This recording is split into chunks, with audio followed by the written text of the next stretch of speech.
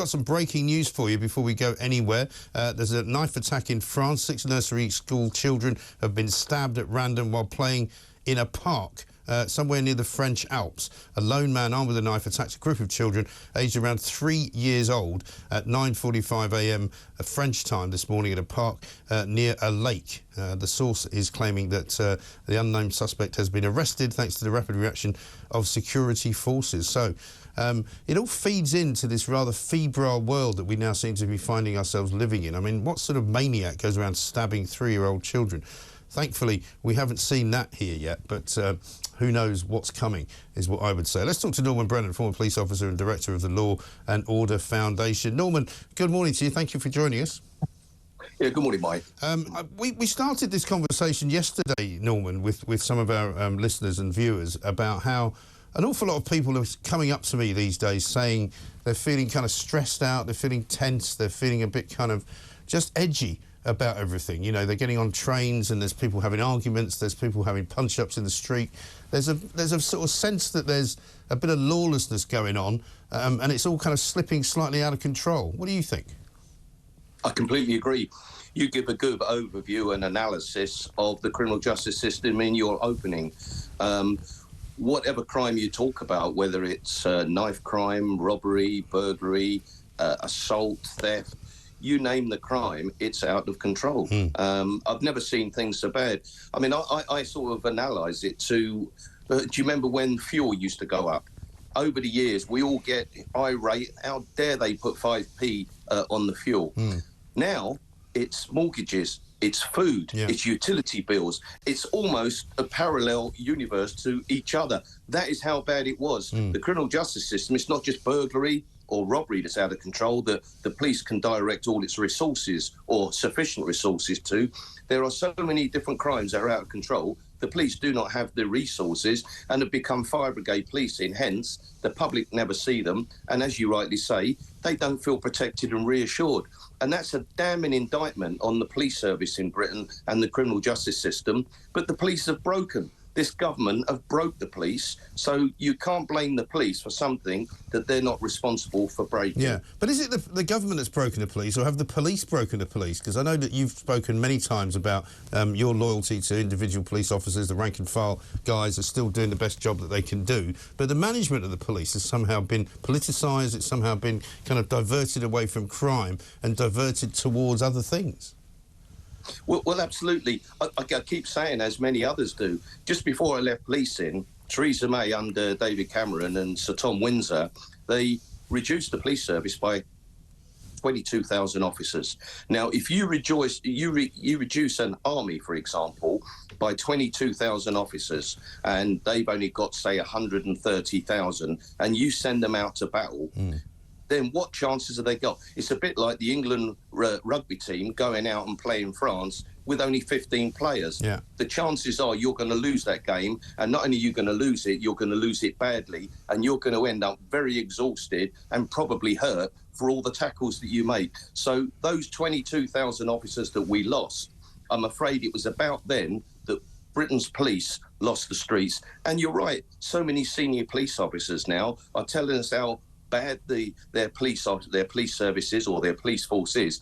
Yet all of these officers, the ones that whizzed up the ranks, did they not have their eyes open? Did they not have their ears open? Didn't they see what's happening? And it's all right for them now to sit on their nice oak chairs and comfortable leather chairs saying how bad things are. They've reached the pinnacle of their careers, but unfortunately they did it at the cost of failing the police forces that they whizzed up the ranks in. Yeah, and I think that's a problem in lots of different areas of public service as well, Norman, where the job has ceased to be a job that you do because you want to do the job well. It's all about self-aggrandizement, it's all about promotion, it's all about getting yourself up the ladder, the greasy pole, you know, and kind of whatever you do in the job is a side issue.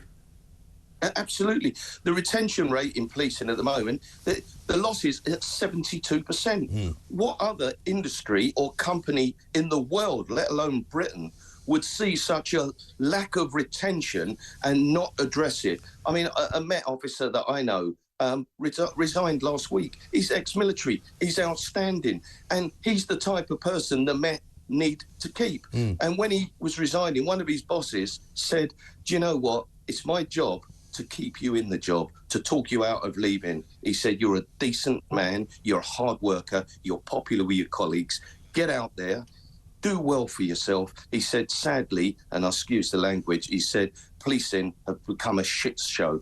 Now, if that's what some senior managements feel, and they would have joined when the job was a vocation, when you wanted to join to make a difference, so many are joining now thinking this is not the job for me. I'm on my toes. I'm going to become a train driver, get a job elsewhere, earn double the money, no stress, no grief, no criticism, and hopefully decent bosses. Yes. No criticism of you, Norman. I'm just going to apologise for the language. William was upset by that. I imagine that it's pretty about as accurate as you can be about it, though.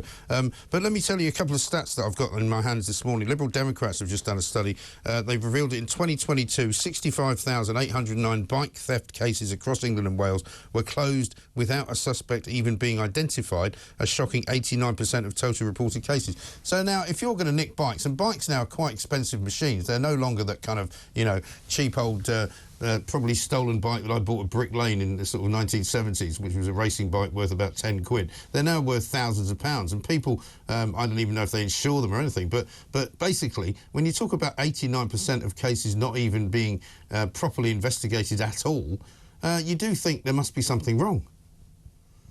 Just over there is my new bike. Thank goodness it's still there. Still there? You want to check? I've got a brick wall. I can see it from here. I've got a brick wall. I've got a new gate that I've had to put up there. Right. 6 months ago, somebody come over into my garden and they stole my bike. It's cost me £550 to replace it. Outside is my van, also one of my cars. In the last 8 months, the car has been broken into twice. The van has been broken into once.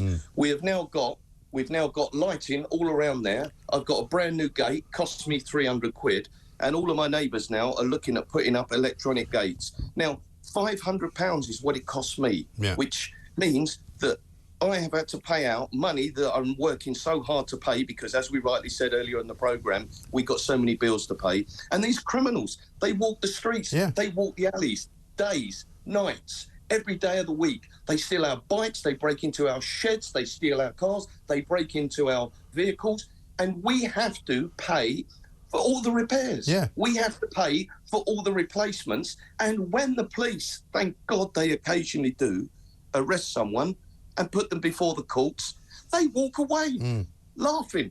Well, I'm not laughing. No. I'm sick of it. Absolutely and like you, Mike, and like millions of others, the criminal justice system's in a crisis. The courts can't cope. I don't see a police officer. And in my retirement years, and don't forget, I was a policeman myself in London for 31 years.